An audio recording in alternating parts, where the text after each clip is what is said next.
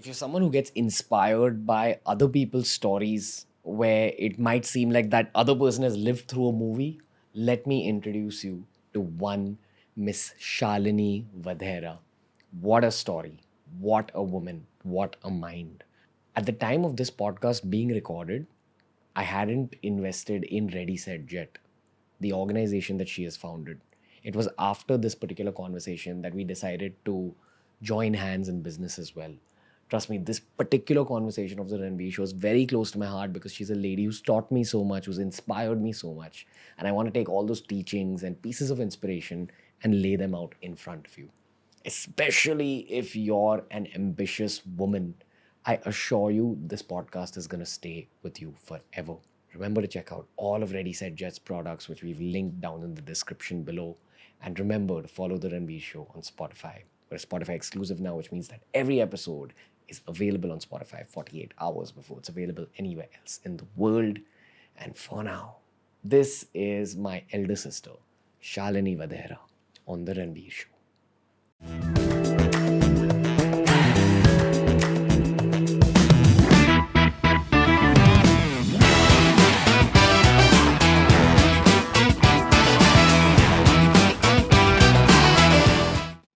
Shalini Vadhera, welcome to The Ranveer Show. Thank you for having me, Ranveer. I'm so happy to see you. Likewise, your family now, pretty much. You were a friend at one point of time when I met you at Soho House for the first time. You're also one of the world's leading beauty entrepreneurs. You've been awarded by the government of India for all your work in the entrepreneurial space, in the beauty space of this country. You're empowering women. There's so many things that you're doing in your own career. But what I find fascinating about you personally is your past. You've been struck by lightning. You've dealt with some serious issues, some darker times in your own past. And there's been so much character development. I also know there's a massive spiritual element in your life. So we're going to touch upon all those topics. I'd allow you to begin your story wherever you wish to begin it. Oh my gosh. Well, thank you for the fabulous introduction. I'm so happy that I just randomly met you at Soho House. So first of all, I don't believe there's anything random about meeting people. I believe that the right people come into your life at exactly the right time. So it was fantastic that the one day I went to Soho House in Mumbai, you were there. But my story starts in San Diego, Southern California. I was born and raised there. I guess, had a very hard time trying to figure out what culture I fit in. My parents were very strict. I'm Punjabi, so they were like, no, no, no, no, no. And I was like, yes, yes, yes, yes, yes, pushing the boundaries. And so at 19, my father sent me to India with a plane ticket and $2,000 and told me to start my own company. And I hysterically cried on that flight, thinking they were secretly arranging my marriage, because the threat to me, because I was exceptionally rebellious, was, we're marrying you off if you don't behave, and we're sending you to a boarding school. So I had no idea if I was really going to India to start my own company, but I did. My uncles are all knitwear manufacturers in Ludhiana, which is quite common. And growing up in San Diego, it was a very big surf and Gulf market. So I started manufacturing sweaters for all the surfers and golfers, and I hated it. I mean, being a 19-year-old girl trying to tell my uncle that we had delivery dates, and they're like, "Bete, have some chai. The machines are broken." And I'm like, they don't care about that in San Diego. So I was like, I can't do this. So then I pivoted and I went into sterling silver and semi-precious stones and got all this beautiful jewelry and quite a few department stores. But my passion was always beauty and pretty things. I grew up, we didn't have tons of money growing up, but somehow my parents managed to bring us to India in the winters. We'd spend our winters in Chandigarh. And then my mom's parents were in Kenya. So we'd spend, every few years our summers in Kenya. And I just fell in love with, all these gorgeous flight attendants on these airlines. It was so glamorous back then, right? And all these women doing different rituals around the world. And so I decided to get a part-time job at a clinic counter, and I had no idea what I was doing. And the first customer I had bought two products. She bought a lotion and a toner. And the next day I got a bouquet of flowers and a card that said, "Thank you so much for bringing back my wife. She has cancer. You put a smile on her face." And I'm like, this is what I want to do forever and ever and ever. The power of self-esteem. And I knew how powerful that was because I was bullied so horribly in school. I mean, boys would throw dog poo at me and bark at me and tell me how ugly I was. Oh, wow. And I probably wasn't ugly, but I was just different, right? I wasn't blonde hair, blue eyed like everybody else in my school. So I really understood how powerful it was to feel beautiful. And so I really decided to stick with that path. I was getting my degree in international business, and I just was, the good and bad thing about me is I'm never satisfied. So I was like, let's go, let's work for every brand. Let's go as far and as high as we can. So I started working with all the different brands. MAC had just come out. Laura Mercier launched it with Laura. Makeup Forever, I got to meet Danny Sands, the founder, and launch it with her. Smashbox, I got to work with Dean and Davis Factor and launch it with them. And then next thing, out of nowhere, I get a call from NBC Studios in Hollywood, and they're like, "Hey, we heard about your stuff. Do you want to come up here and show us, audition to be a makeup artist?" I'm like, oh my God, I'm not turning down an opportunity to go on a Hollywood lot. So I drove up 2.5 hours and I faked it to make it. I didn't know what I was doing. I'd never done television makeup.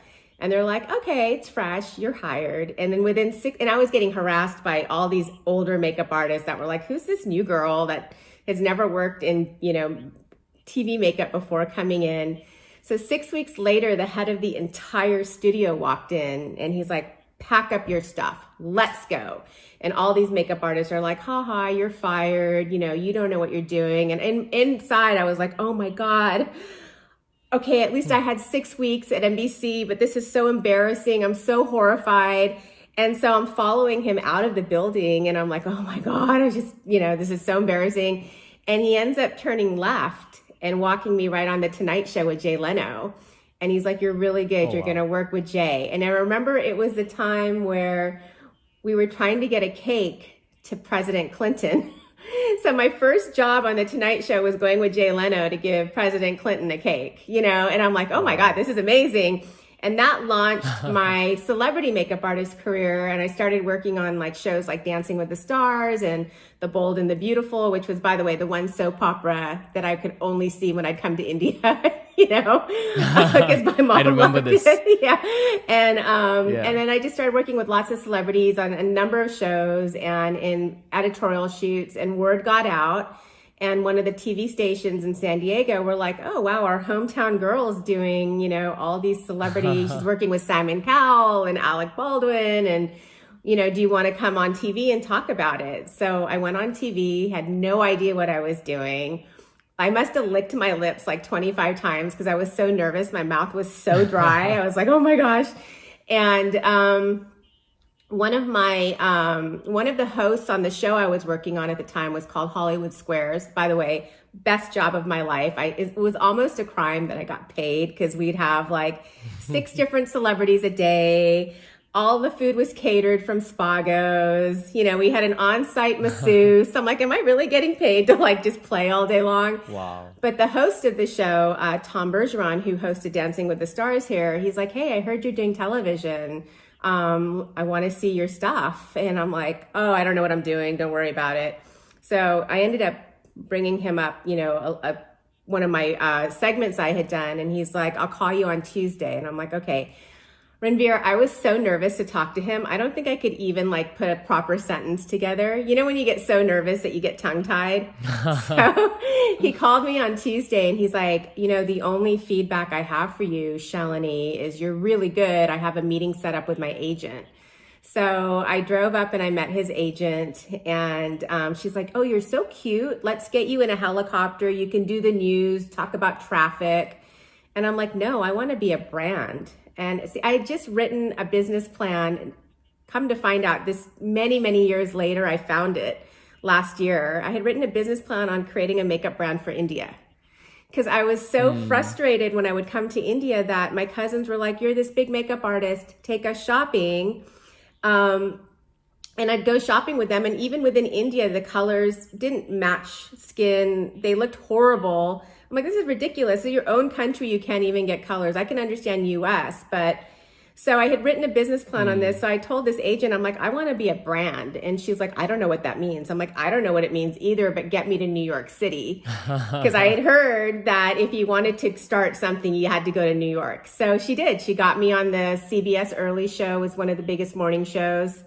And I flew to New York, and I started going to New York every few weeks to do segments on a national Why show. why do they say that? Why did they say that if you want to start something, you got to go to New York?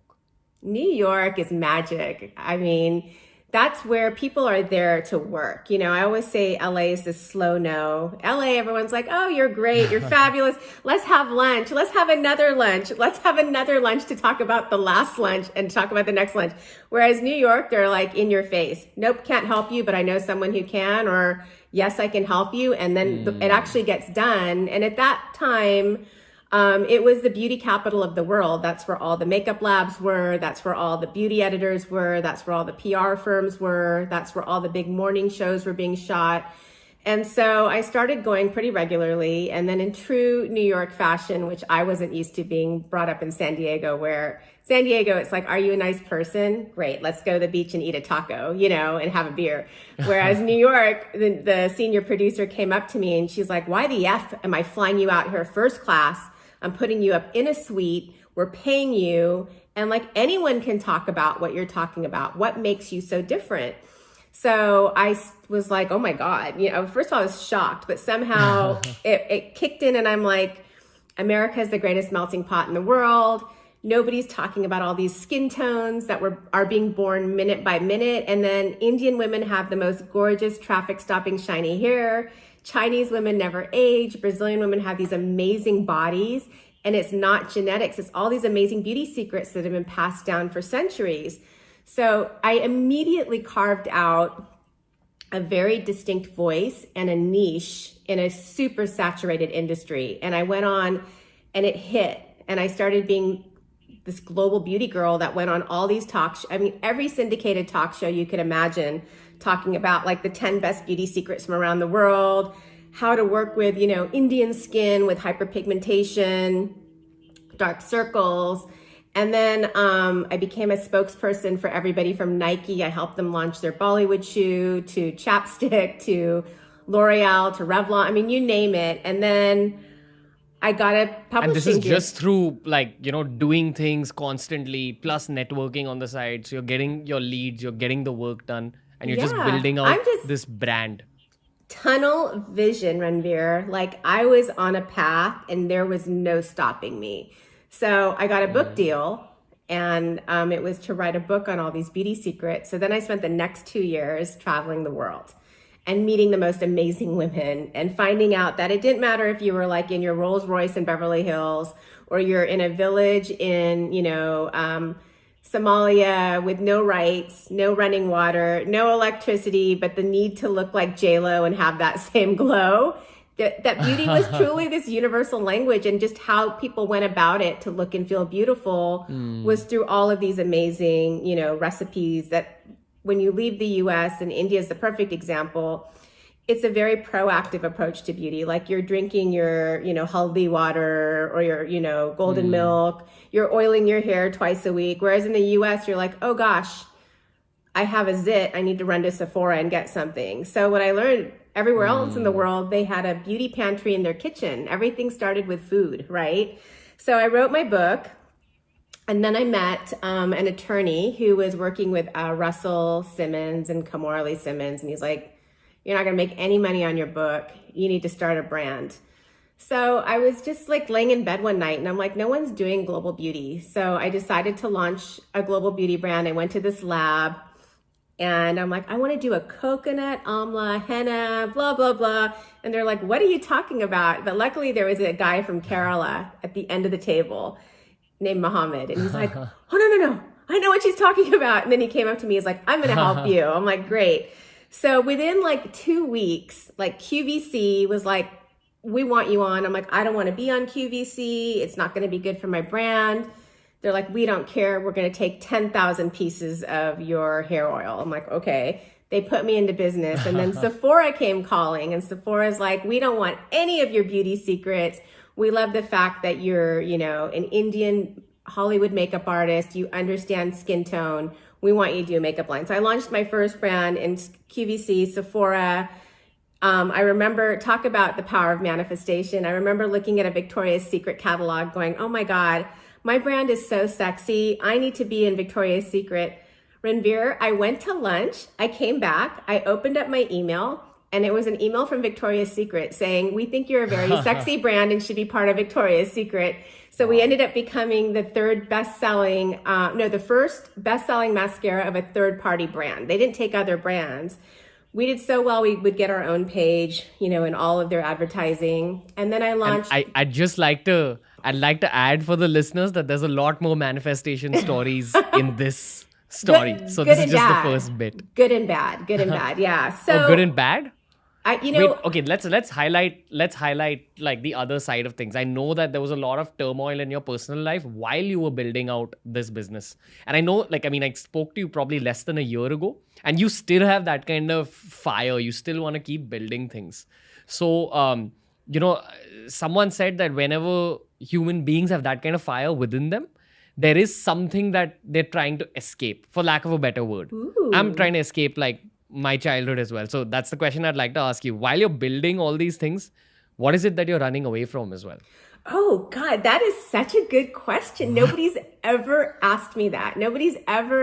See, I haven't looked at it that way. I have known since I was 19 what I need to do. And no matter what I've gone through, and it's been shitty women that are jealous, that have tried to stop me. It's been investors that have sexually harassed me and bullied and, racism. But what I've always thought of is that it's my talent. Fine, you can take my money, you can take my whatever, you can't take my talent. And I know clear as day what my purpose is. The journey has definitely revealed that. Now, what am I running away from? I don't know. Maybe it's that I did have a very, conflicted childhood. I had a lot of tragedy happen. Actually, my grandparents were killed when I was in my teens. They were murdered, and that was still unsolved, but we have an idea of what happened. That very, very much affected my family, especially my mom. I had a lot of bullying, like I said, first from the boys, then from the girls. First I was too ugly, then I was too pretty. So, there's never been this equilibrium of okay, can you just bully me for anything other than either being a really ugly girl or being a pretty girl? I don't know. I don't know that, what? Now you've gotten me into a deep thought. I've got to really look at that. Because maybe I am running, or maybe I'm just so determined that, I know what I'm here to do on this earth. And I know that it has to happen. And now, I'm a firm believer that hindsight is 2020. That's why I was excited about this year, by the way. I was 2020 is the year. And it actually has been the year of reveals, right? So that hindsight has come into play. But I can look back, and there's no way I would be where I am today with this huge mission to empower, women globally, but especially the girls in India, had I not gone through some of the just horrific, experiences of trials and tribulations as an entrepreneur, and even just personally through, people just being really abusive. I'm a very kind person. I have an exceptionally big heart. And I think that sometimes that's very much abused and taken advantage of. But that's part of growth, and evolving as a person is learning to set those healthy boundaries around that to protect yourself. And I think as you get older, you really realize that, not everyone is privileged enough to have access to that energy. So this has been the year that I've really pulled it back in. I feel and this is from me getting to know you a bit. I would like to answer that question for you about what you're running away from. Tell me. I feel I know about the darkness that you've been through. I don't know how comfortable you are speaking on the podcast. So I'm not going to ask you direct questions about it. But I know you've been through things that would break other people. Mm-hmm. And probably the fact that you've got good parenting, as well as the fact that you have a massive spiritual side to yourself. We're both members of YSS. We're both, like Yoganand Paramahansa is a guru for both of us. Yeah. But I know that side of you as well, and that's probably where you withdraw strength from.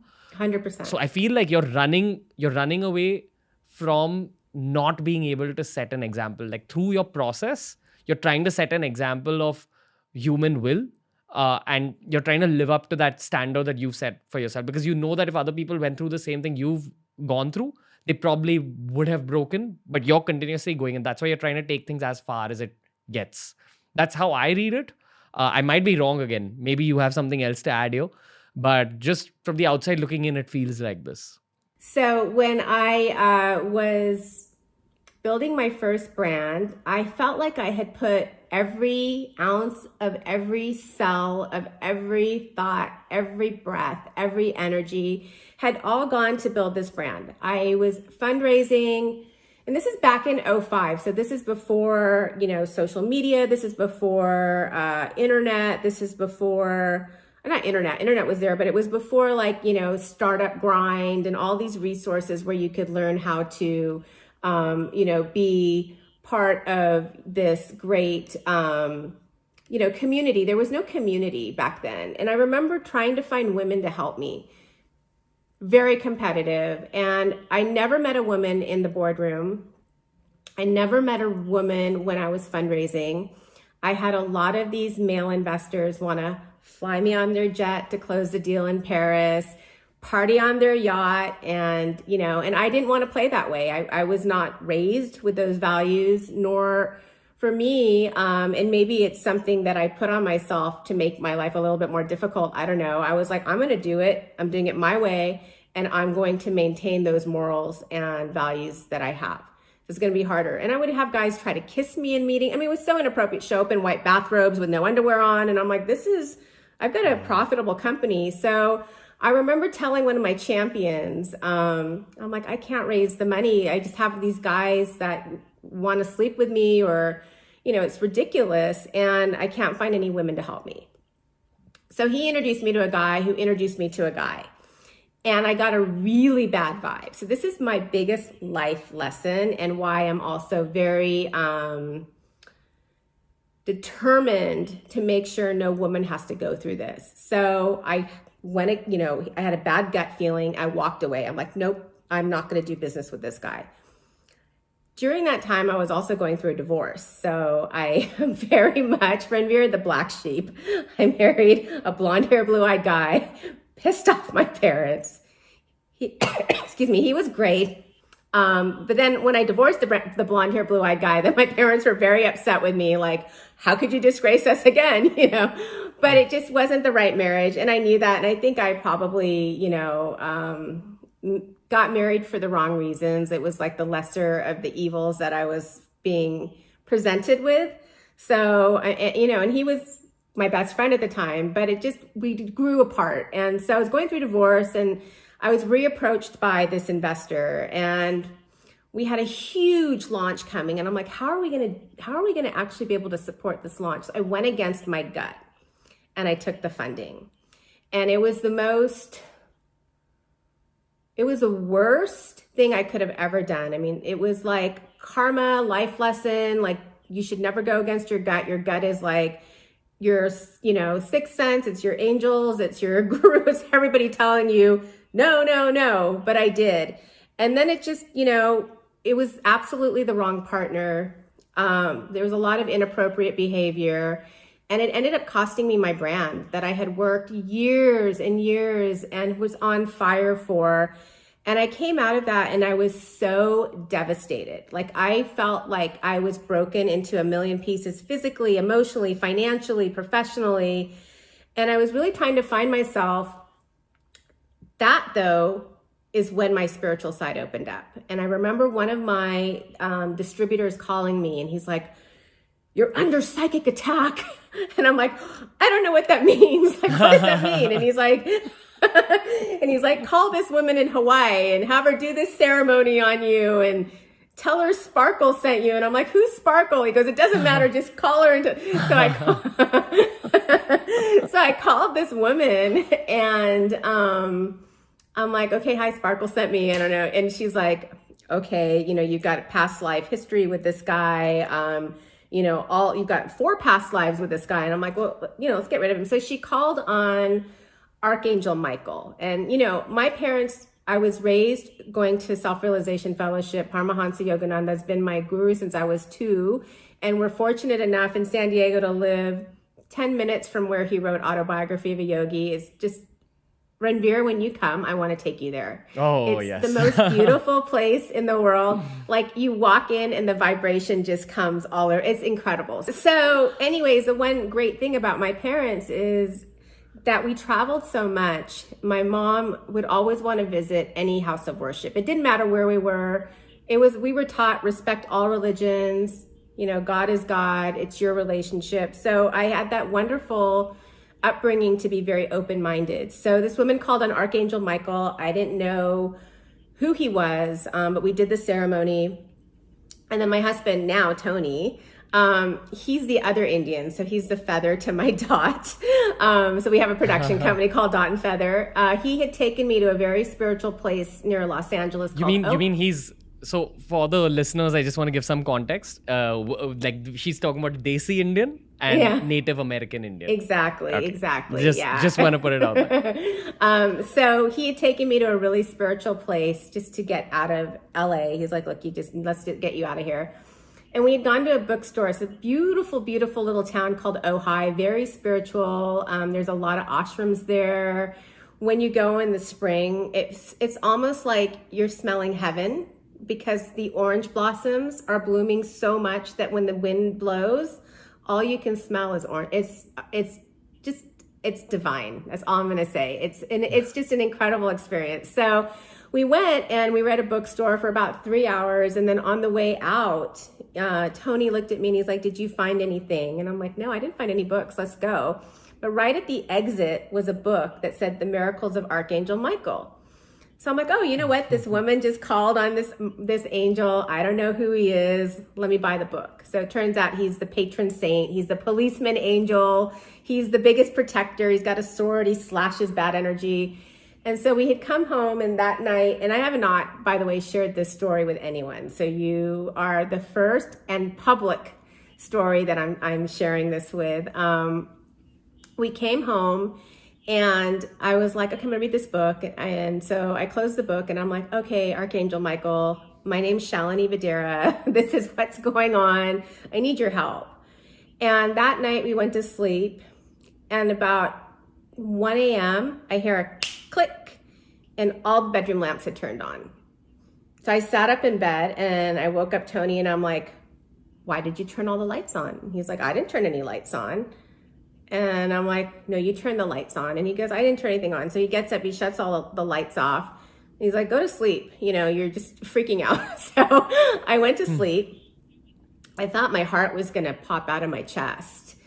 And I'm like, okay, if that was you, I need you to do it again. Otherwise, I have completely had a nervous breakdown. I'm hallucinating.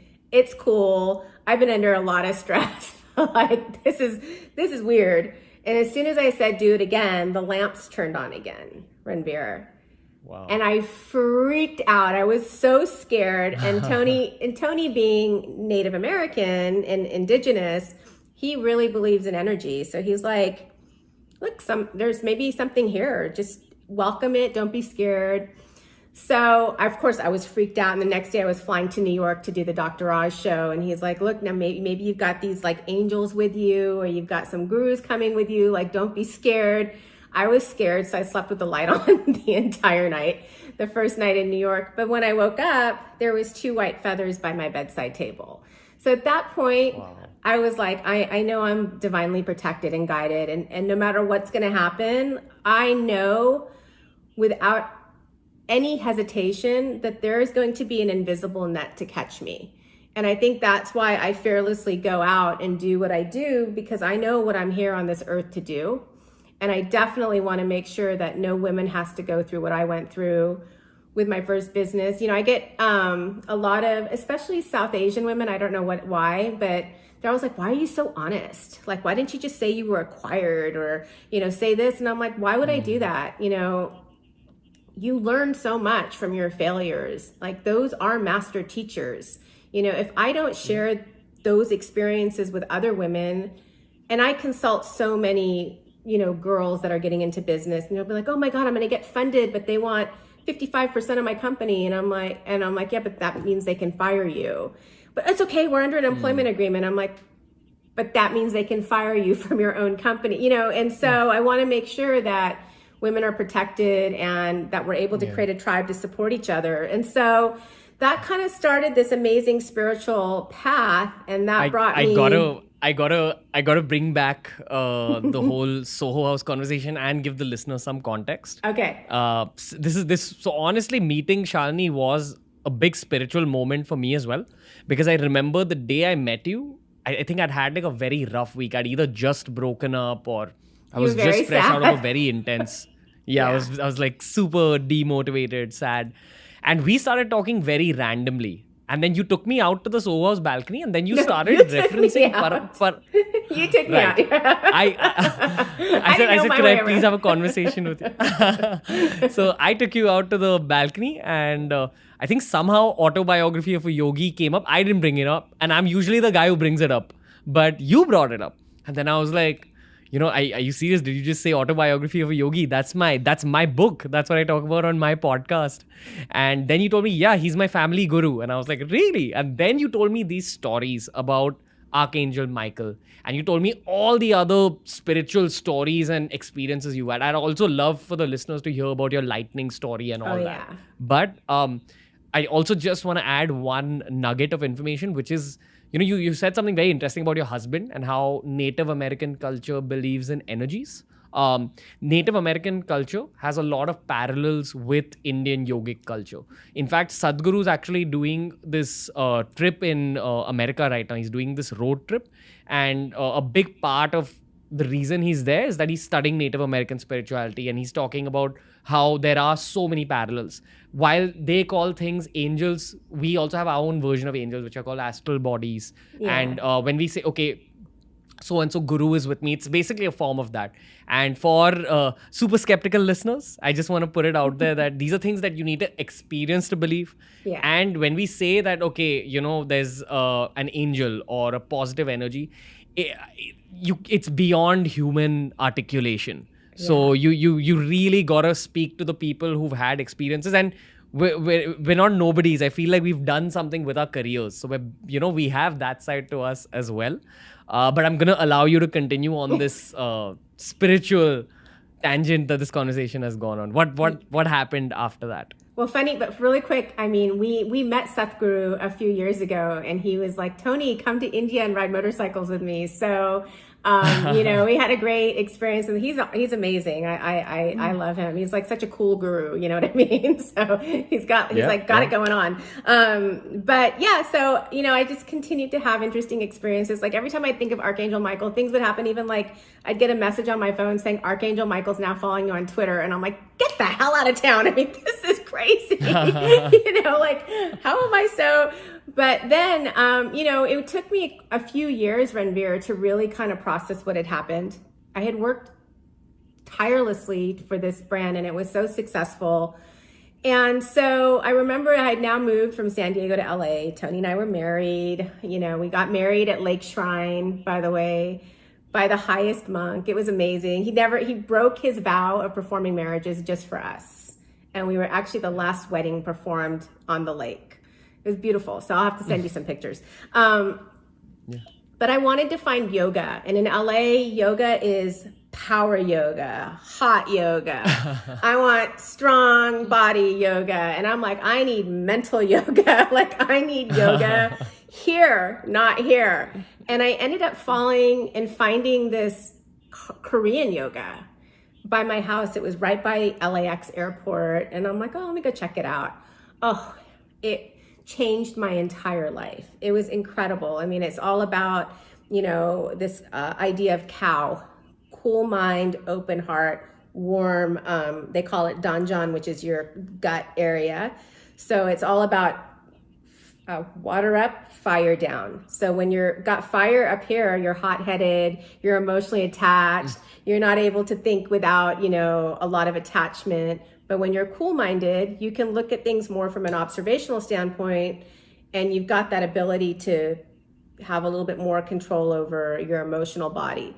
So that was one thing. Two was a lot of tapping. So, I learned that we hold so much emotion and sadness and, trauma in our chest area. So it was a lot of like learning how to tap and then like sweeping off all of that energy, a lot of energy work, and then brainwave vibration, which was life-changing for me because I have a very difficult time sitting there and just trying to meditate. I can't do it. Like I start thinking about 8 million things. The brainwave vibration, you're doing it while you're tapping the body. So you're bringing a lot of energy, but you're moving your head side to side, and you end up going into this incredible zone where you're imagining throwing out thoughts that don't serve you, right? Oh, there goes that thought. That doesn't serve me. That doesn't serve me. You're also mixing brain fluids on your, brain stem. So very healing. I loved it. It was life-changing for me. And I remember the Tao master came up to me and she said, oh, our master's coming from Korea. We usually don't ask people to meet him, but would you like to meet him? I said, yeah, I would love to. In fact, I want to maybe include some of his modalities in my next book. It's been a life changer. It's completely healed me. All this, you have so much energy in your hands after tapping that you start doing an energy dance and pushing all this good energy into your body. So after 90 minutes of doing this, Ranveer, you're like, I can change the world. I can conquer the world. Like there's no negative energy that's going to come near me, right? You're just this like light being walking around. You're like, let's go. So he ended up coming. They're like, you can't interview him. He doesn't do that. But we'll see what we can do. Oh my God. So anyway, after he spoke, they said, oh, he's going to see you. And I'm like, oh, that's amazing. So he ended up taking me into this other room. They had prepared a beautiful tea for us. And he doesn't speak English. So he's like, why are you writing this book? Why do you want to take my modalities? Are you going to credit me? Why do you, very stern. And I was like, whoa, this is crazy. This is hardcore. So I told him, a little bit about what I had gone through and that I was really having a hard time trying to navigate that kind of traumatic experience. And he threw his head back and he laughed like it was the funniest thing he had ever heard. And Tony goes, it's not funny. It was actually, she was quite devastated from, what went through. She had like no support from women and, all this stuff. And he said, no, opportunity. And he said, can I bless you? So, I'm never going to say no to a blessing. I'm like, yes, please bless me. And so he had me sit beneath him and he put his hand on my head and he said, it's my intention and Mother Earth's intention. You're going to change the world, but you already know that. And then he left. And then all the Koreans were crying and they were trying to touch me because apparently he doesn't bless that many people. I had no idea he's like one of the top 15 spiritual leaders in the world. So I was like, I didn't know what was going on. And I went about my way. Now, fast forward about a year and a half, and I'm still struggling, Ranveer. Like I am such an empathetic person and I'm such a sentimental person that I hold a lot inside. Like I just feel a lot of emotion, a lot, and so I was still struggling. And I remember going to my yoga class and having a vision of this guy. And he's like, everything I'm doing, he's doing it in front of me. And I'm like shaking my head going, this guy's not even here. I don't know why I'm having such a strong vision. Next morning, my phone's ringing. I don't recognize a number, so I don't answer it. I wake up around 8:30, and I have all these text messages. Shalini, urgent, please call. Wake up, your destiny's calling. Urgent, please call Shalini.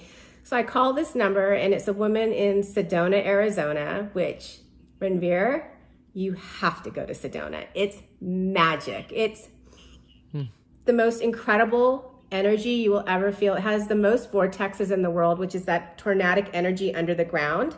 So the trees that are on that vortex grow twisted, but the trees right next to it will be completely straight. It's amazing. And it's absolutely beautiful. Please look it up. It's gorgeous. So she calls me, she goes, Master came to our house at 4:30. He said he had tapped into your energy. It was coming at the speed of light, but you didn't have enough energy to support it. He needs to see you today. So I'm thinking it's LA again. So I'm like, absolutely. When? She goes, now. I'm like, okay, where?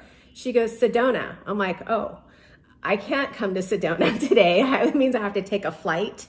And I've got meetings. I have a birthday party tonight. She's like, don't be an idiot. Like, this guy's willing to take responsibility for your emotional well-being, your physical well-being.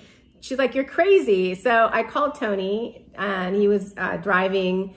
I said, I have to go to Sedona. He's like, great, book a flight, go. And I'm like, I don't want to go by myself. He's like, I'm not going with you. He goes, you have the craziest stuff happen to you. He goes, I don't know what's going on with the spiritual side of yours, but it's crazy. And I'm like, no. I go, we have to drive. And he's like, no. He goes, it's 10 to 11 hours of driving. He goes, we can't drive. I'm like, I feel compelled to drive. We have to drive.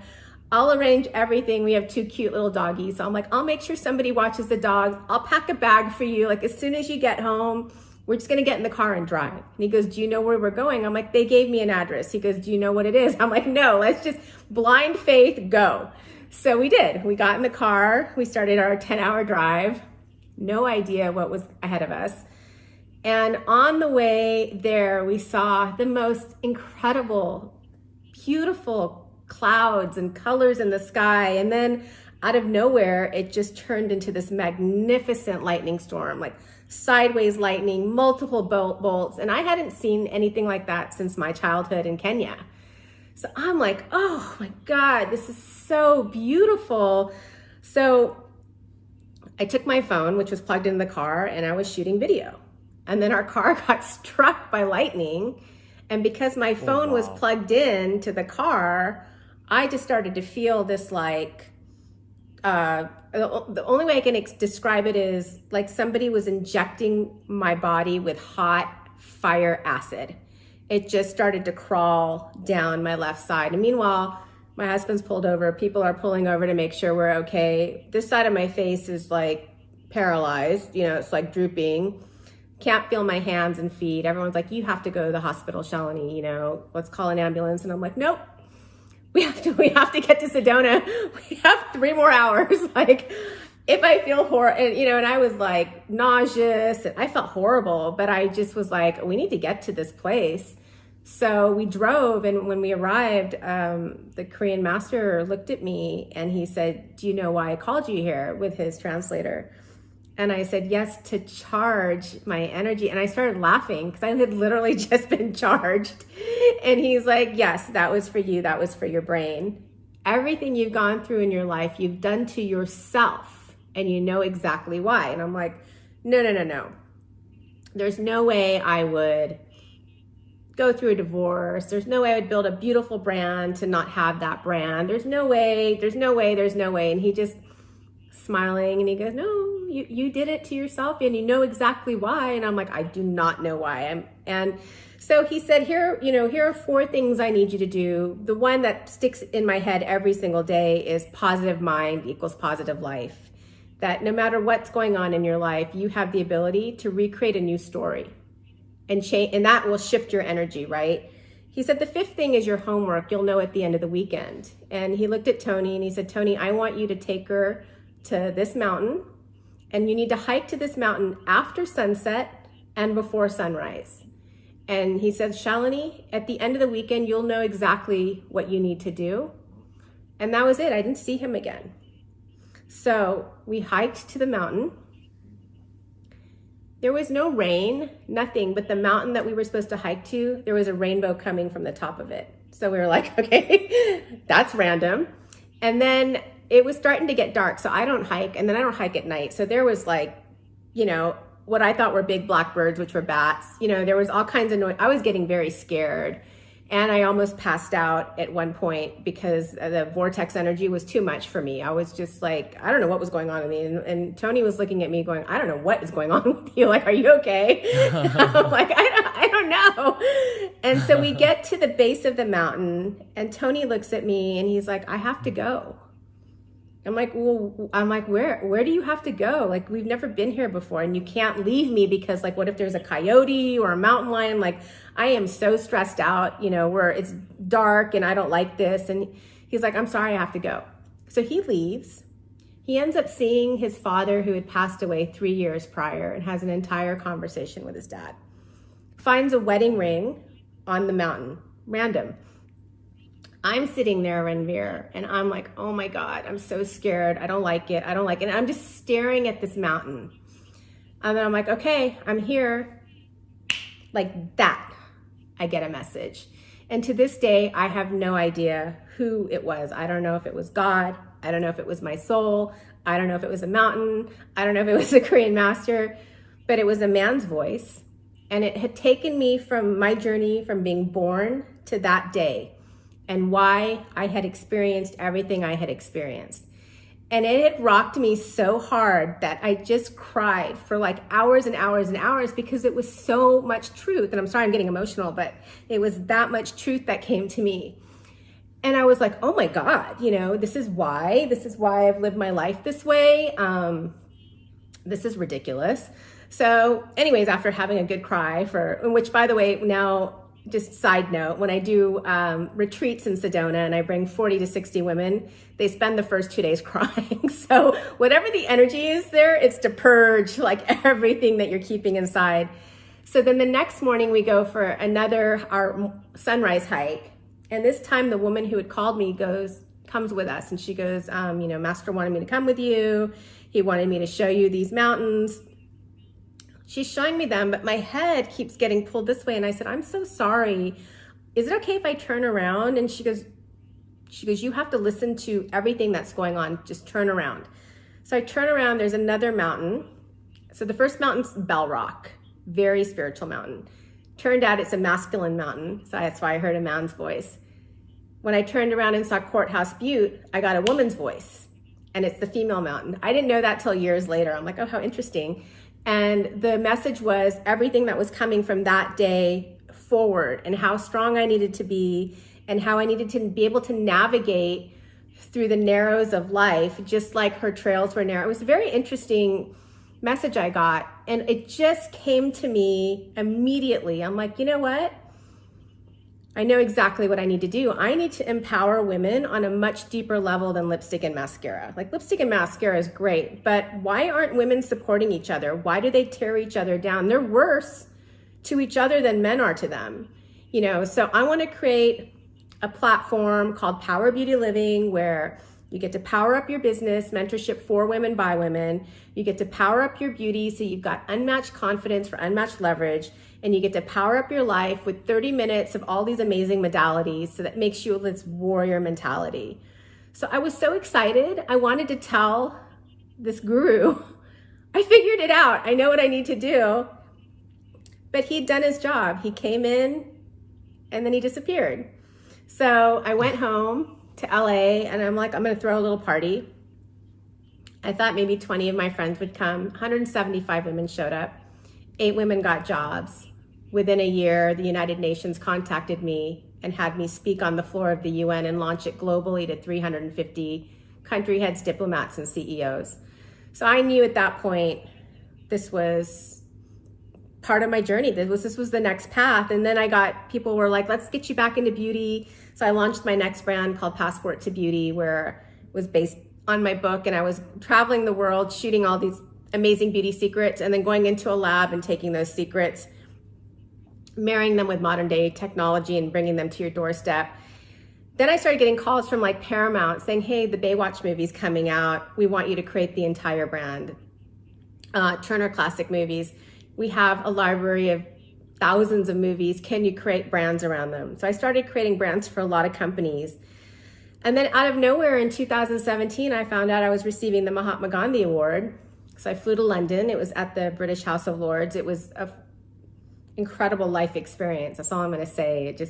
We didn't even know if it was real, Ranveer. Like, we were on the plane and Tony's like, is this for real? And I'm like, I don't know. Either way, we'll have a good kebab in London. We'll have some good tea, But we flew there, and, it was an incredible event. And I was very honored to receive the Mahatma Gandhi Award for my work in women empowerment and beauty. And then I happened to come to India. Shalini, I gotta dial you back. So Okay. the way I look at it, your life is, I won't say going smoothly, but it was going well. Then you had like sort of, a low moment, which is where you discovered your spirituality.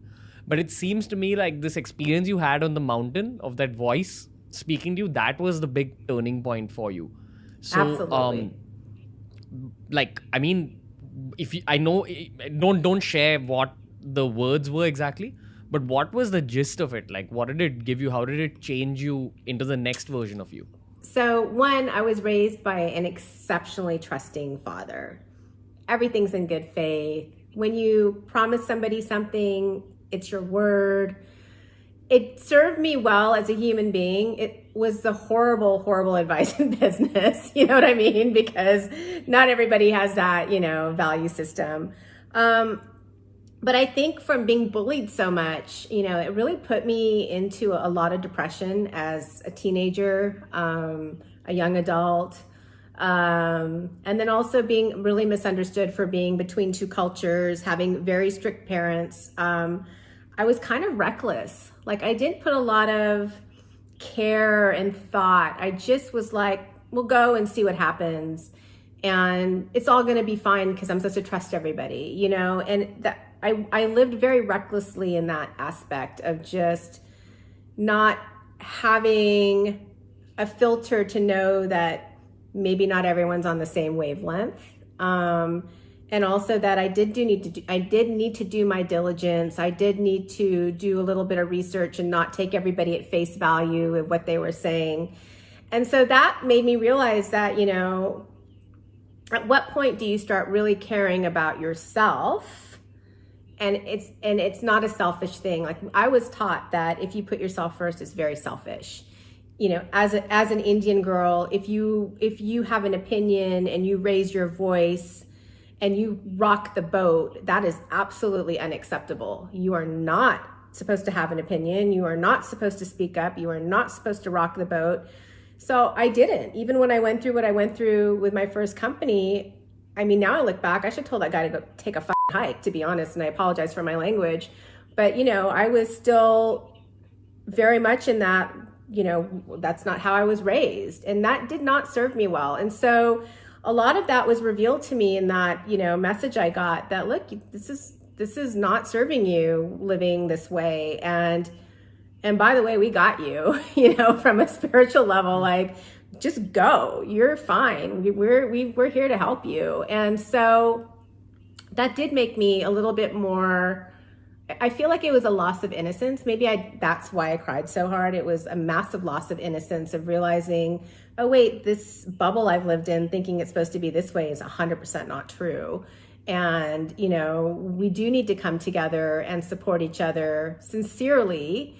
And I think that we can create like-minded groups of women that would do that. And so that really kind of put me on this path of being really concerned about what other women were going through and making sure that they didn't have to kind of go through what I went through. And that's really, once I launched the women's platform, I was starting to take 40 to 60 women, a lot of, media executives, women who were running these big studios in Hollywood, very uptight, stressed out women.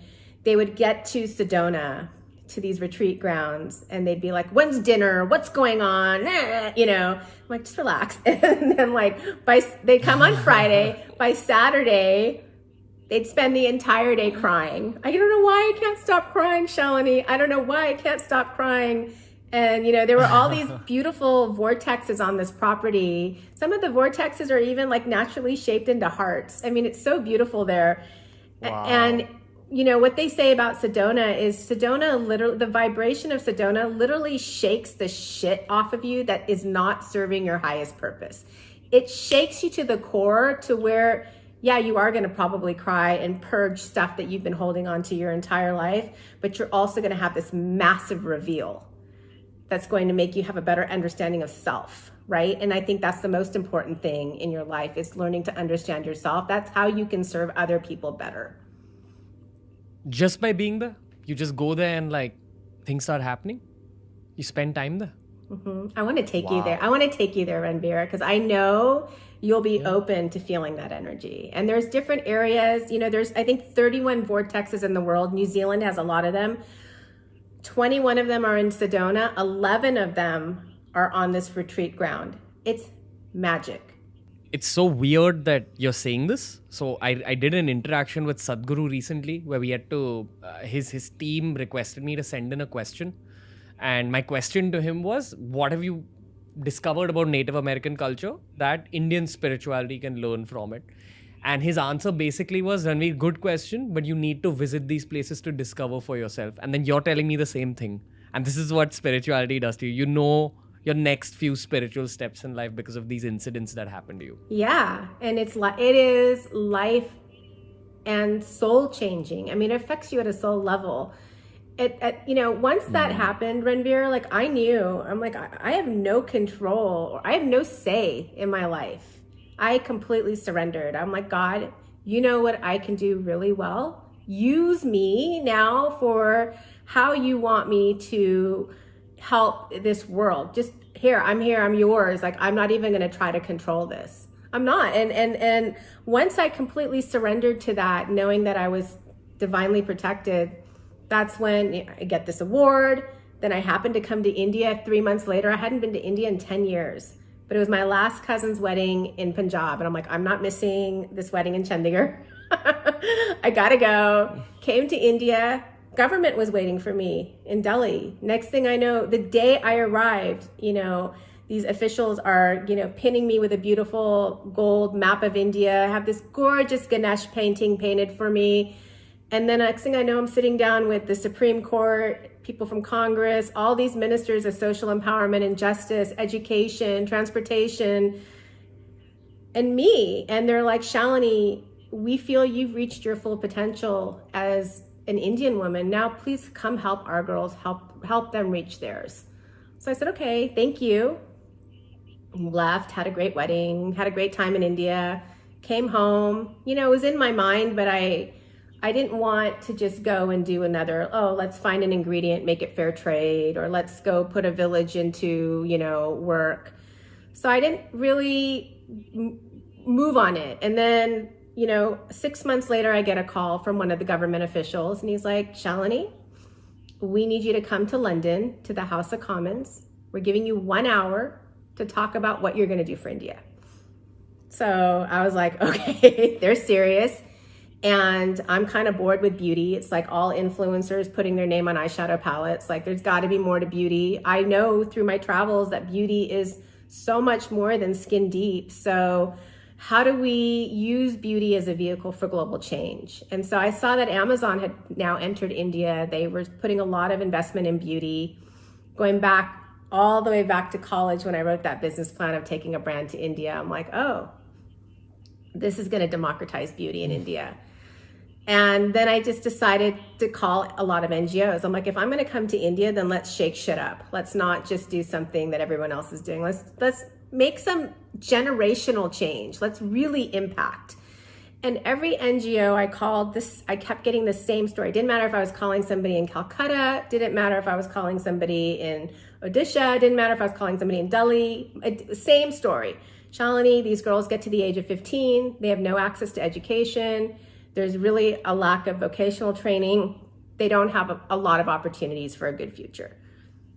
So I flew to London and I decided to take everything I had learned in my career, everything from beauty, colors for Indian skin, empowerment, my journey, and I proposed that I would create a beauty brand called Ready, Set, Jet. So instead of me bringing the world to your doorstep, it's for every wanderluster out there that wants to experience the world. And we would scale the brand globally and also bring products to India that, these girls want. They're looking at all the same social media I am, but didn't have access to or was too expensive. And then we would take part of the proceeds from those products and we would start going into some of these marginalized communities, disenfranchised communities, slums, villages, and we would skill train and vocationally train these girls how to become professional makeup artists, how to become beauty content creators. I mean, you're a huge inspiration for so many people that want to be a content creator. I mean, you are amazing, right? Think of how many people you're impacting on a daily basis. So giving them the tools, the skills, the learning, and allowing them to be part of a global community, so that allows them to kind of up mentally, right? It's important to have as much mental stimulation as you're having with your professional stimulation. So I proposed it, everybody loved it. And then I was like, all right, let me get busy. So I started creating the brand. And I was fortunate enough to meet Baroness Verma from the British Parliament. She's like a badass Indian woman. Like, she is so strong. She's like, I had to fight and I'm here. And she's very philanthropic. And so that time I had gone, to speak, I met with her and I said, I would really like to have you be one of my advisors and help. And she's like, 100%. So she came on and she goes, why don't you change the funding story and just raise from women, since you've had all this, sexual harassment and all of this? And I said, that's not a bad idea. So I came home and decided to do something super unconventional. I threw a party at a crystal store because, I love energy. So I'm like, nothing bad can happen here. There's like 20,000 crystals in the store. And we raised our first round of funding from 90% women. And I'll say that the majority of them were first-time investors. So we somehow flipped the empowerment story at the top, where these women were like, this is the first most important thing I've ever done. This is my first investment. I'm so excited. And they were the most excited about how they could impact the girls in India. And so then I got to work and we started creating Ready, Set, Jet. And, here we are. We just launched Amazon India this last week, and I'll show you the products. And we launched during the pandemic. So as you know, when I met you, I was in India earlier this year, January and February. Came home, we had secured so much distribution. People loved the brand. We got a lot of press. People were so shocked. They're like, how did you know to bring products like nobody's ever done that? I'm like, that's because they underestimate you guys. They don't understand how savvy Indian women are. They're smart, they're beautiful. They want to be their best self, right? So let's bring them the tools to live their best life, no matter what socioeconomic class they're in. You could be wealthy, you still want to look and feel good. Or you could be, not wealthy, you still want to look and feel good and then have an opportunity to live that life. So came home, lockdown, COVID lockdown. And I'm like, all right, now what are we going to do? So against the advice of some of my advisors, they're like, oh, don't launch. You're going to just be buried. No indie brands are going to make it. Don't even try, Shalini. Just wait out the pandemic.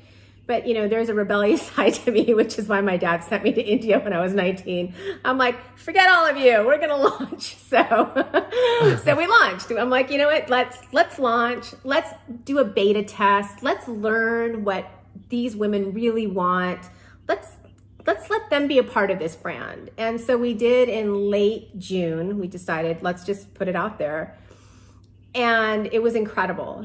People were buying multiple products. They loved the fact that you could do your entire face in just 3 products. So we went from being very travel heavy to just makeup made easy, super easy, good for your skin, vegan, cruelty free. Every product, whether it's skincare or makeup, has skincare in it, all anti-pollution, anti-aging, anti-inflammation, brightening, and just beautiful products that took me about 1.5 years to make with the chemist.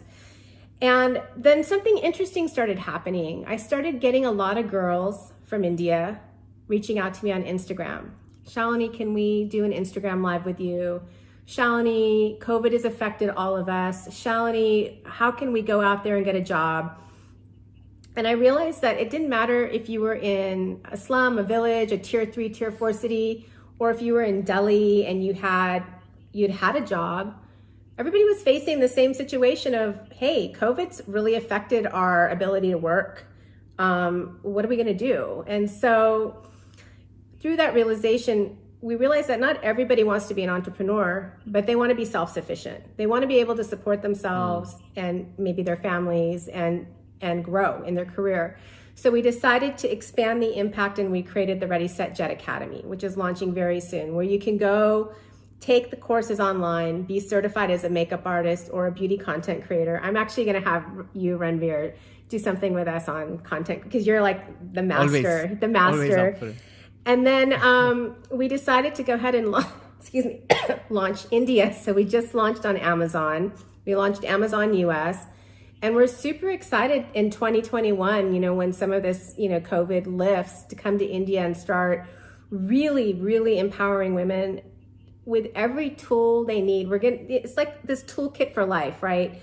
How are you going to be amazing professionally? How do you have confidence to go out there and just do what you want to do? How do you look and feel good? And by the way, we know you want to travel the world, so you can ready, set, jet virtually through this academy and work with the top experts in their field, whether they're in Barcelona or it's, you know, Julia Roberts and Charlize Theron, celebrity makeup artist in Budapest, or it's, somebody in Beverly Hills on gratitude and mindset. So we're bringing the top experts from all over the world that will be able to give you those self-learning experientials alongside courses. So you have a choice which way you want to learn, and then it's a community. So you have the ability to go in there and create your own tribes, because I feel like creating tribe is very important. You need that support system, and finding like-minded people that understand where you are in your journey, what your goals are, and want to help you is game-changing. And so you'll be able to do all of that in the academy. What's the truth about women that men fail to understand? Like, you know, what do guys not get? That if we had our own boys club, we'd kick your butt. I mean, my husband tells us all the time, they're like, all the men know that if women banded together and created their own, you know, club, the way boys have their own boys club, you guys would kick our butt, you know, because you have the emotional intelligence, you have the ability to multitask, you know, there's so many things that women can do better than men, no offense. And it's just a matter of having them come together, you know, and creating support for each other. And that's what's really missing. And my goal and my desire is to change that, where we're able to create communities that really support each other. I mean, you and I are both spiritual, right? So we understand the world is abundant. There's enough for every person in this world. I mean, you and I could have the exact same brand, exact same products, exact everything. We're still going to attract our own customer and our own tribe based on the way we put it out there. So there's enough for everybody. And I think that this lack-based mentality creates fear and this unnecessary competition. And, you know, and it's really kind of ruthless. The women are ruthless with each other, the way they compete. And it's like, it makes no sense. You know, it's like, you actually don't need to be that way. And when you find the right group, it is game changing, 100%. What do you think the next 10 years holds for like all the female entrepreneurs and the female workforce of the world? Do you think we're going to a better place? Well, first of all, I'm super excited about the next 10 years. I mean, now you've got female funds, you've got, you know, all these resources for women online that never existed before. You've got events, when in-person events come back, where, you know, you can actually meet women from all over the world. So I'm very optimistic that things are going in the right direction. Now, if you look at what's happened this year in the US alone, funding for women dropped significantly to 2%. Only 2% of female-founded companies are funded in the United States. 1% if you're a minority. So I'm a minority here, and so I have a 1% opportunity to get funded, which is one of the reasons that we're opening up the global crowdfunding for Ready, Set, Jet. So anyone, anywhere in the world can be an investor, but I'm hoping it's going to be a lot of women. So they also then become fiscally savvy, have the ability to be an investor, to be the part of the growth of, you know, something that they're interested in, it's beauty, you know. So that's a little disappointing that we've actually gone backwards. It was at 7% last year. Still not a big number, considering that it's proven that female-founded companies perform better than male-founded companies. So it's a better return on investment. So in that sense, it's kind of like, hey, what's going on here? But when you look at how much growth there's already been in the last 5 years alone for women and opportunities, it's just a matter of more strong, thought leader women coming together to pave the way. And I think it's going to be an amazing 10 years for women. Why do you think we see less of that though? Like, why do you think there are lesser women, who attempt these games? And I mean, I'm sure you see it changing, but what's led to there being lesser women till this point? I think women tend to be a little bit more conservative on risk. Risk is always a big factor, right? I tend to be a little bit more risk. I don't care. I'm just going to go for it. That's my personality. Not everybody has that personality. If I fall, that's your inner Punjabi speaking. Yeah, if I fall, I'll get up. If I fall, I'll get up. I'll fall 10 times and still get up 10 times. So, I just have that, very strong personality. But I think it's how do you show women that taking risks are okay? And also, how do you show women that failing is okay? I mean, there is something called failing up. And it wasn't until I learned, actually from a spiritual therapist, believe it or not, that when I was trying to understand what was going on, I'm like, why would this happen? I don't understand. And he was like, well, you want to empower all these women. How are you going to do that if you've never experienced anything they've gone through? He goes, now you've gone through hell. You have experienced loss. You have experienced financial loss. You've experienced abuse. You've experienced bullying. You've experienced. He goes, now you can go and empower women because you can do it with the truth that you've been through it. He goes, before you lived in this safe little bubble. How are you going to go out and empower them? You have no idea what they're going through. And he goes, so you have to look at all these hardships and failures as master teachers that have come into your life to just make you stronger. And I was like, oh my, talk about an epiphany. So then you don't get upset. You look at all these things with gratitude. You're like, thank you. I wouldn't be where I am now had I not gone through that. So that actually wasn't as horrific and horrible as I want to make it be in my pity party. Woe is me. I can't believe that happened. Now I'm like, thank you. I wouldn't be here had I not gone there, So I think for women, it's going to be, really having a shift in mind. And there's nothing more powerful than knowledge, right? So I believe knowledge is power. That's why it's important for us to bring the experience of amazing thought leaders from all over the world, to teach them skills, to teach them tools, to give them inspiration, to give them a community where they know they can do it too. And we're here to support them.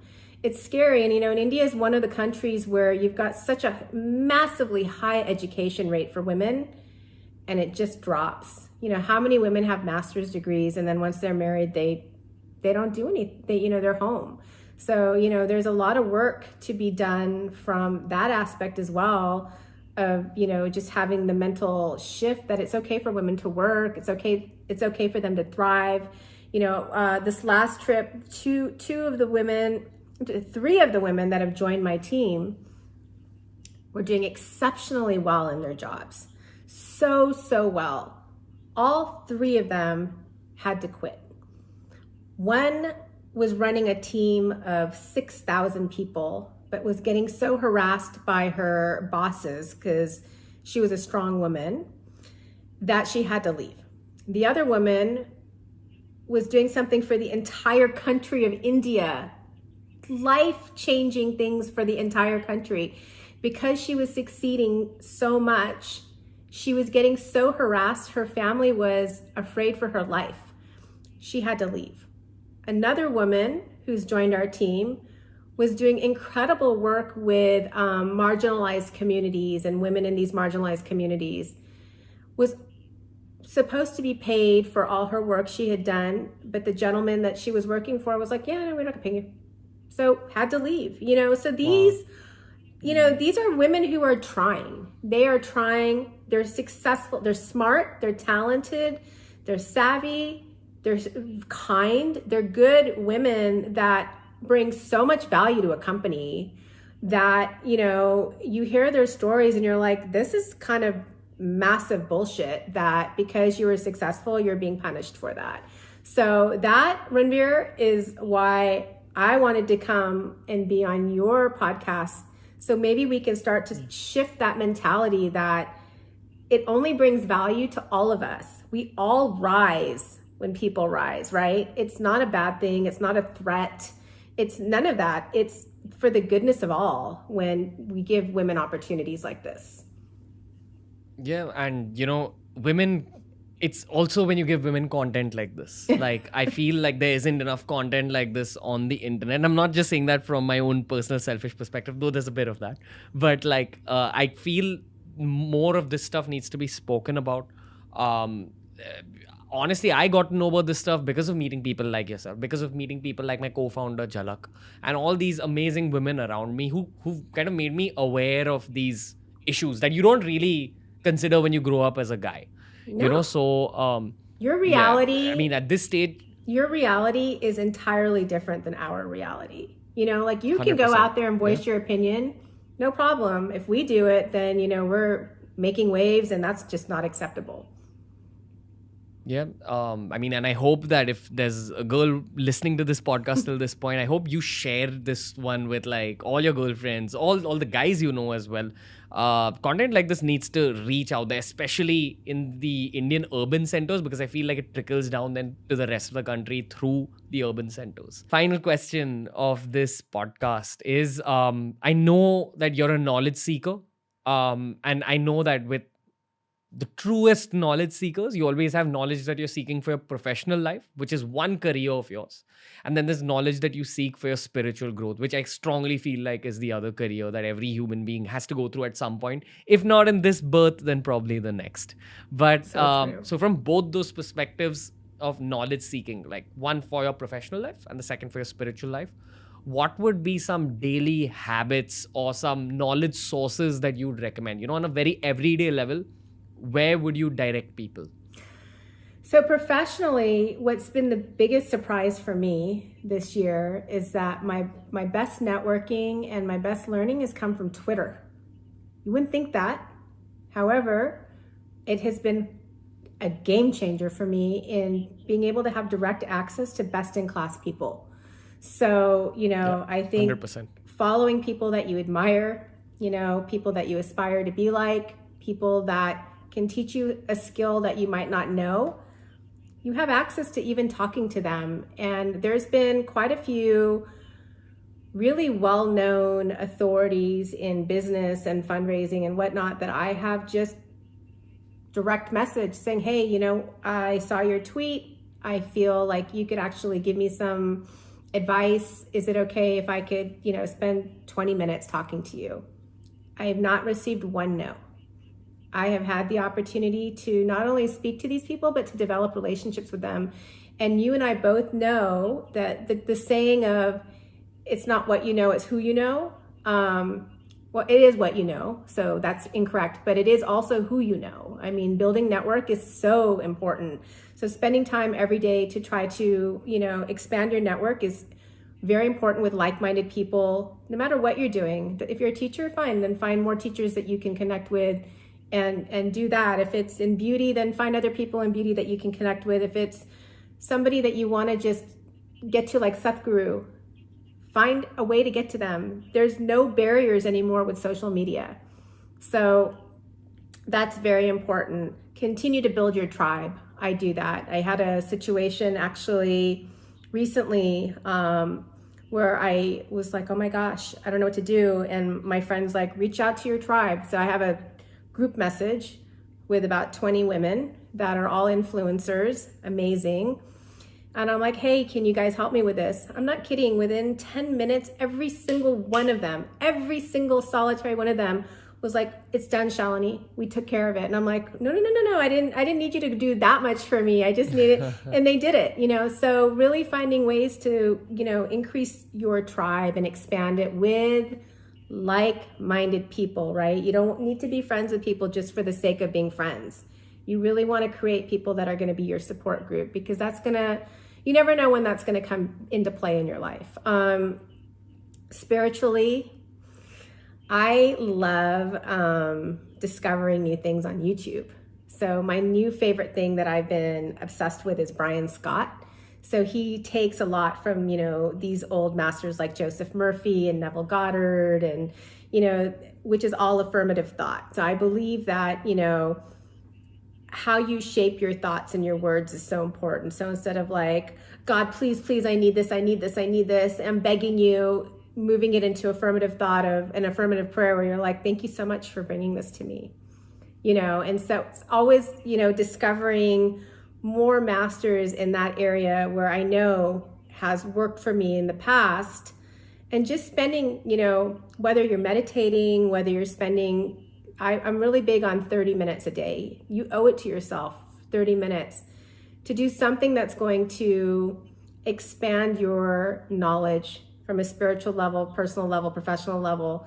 So I like to spend my mornings with, morning affirmations and, doing my tapping and, making myself a priority. And it took a long time, Ranveer, to understand that making myself a priority wasn't a bad thing. We were taught that if you do that, you're selfish. Oh God, you're a horrible person. You're so selfish. And to break some of those limiting belief stories and unlearn some of that learning has been a very, it's been a job in itself, right? And that's where that spiritual work really helps to kind of tear down all of those limiting beliefs that you may have been raised with that, you realize aren't really serving you at all. Gorgeous. Shalini Vadhera, thank you. Every time I speak to you, I'm left feeling even more positive than I already am. And I'm supposed to be one of the most positive dudes on the internet. So that's saying something. You are. And I would love, Ranveer, just to get the support from, your amazing audience for what we're doing with 100%. India. We're so excited to come to India. So, if you're able to go on Amazon, Ready, Set, Jet, we've got these beauty batons, pure pigment for Indian skin.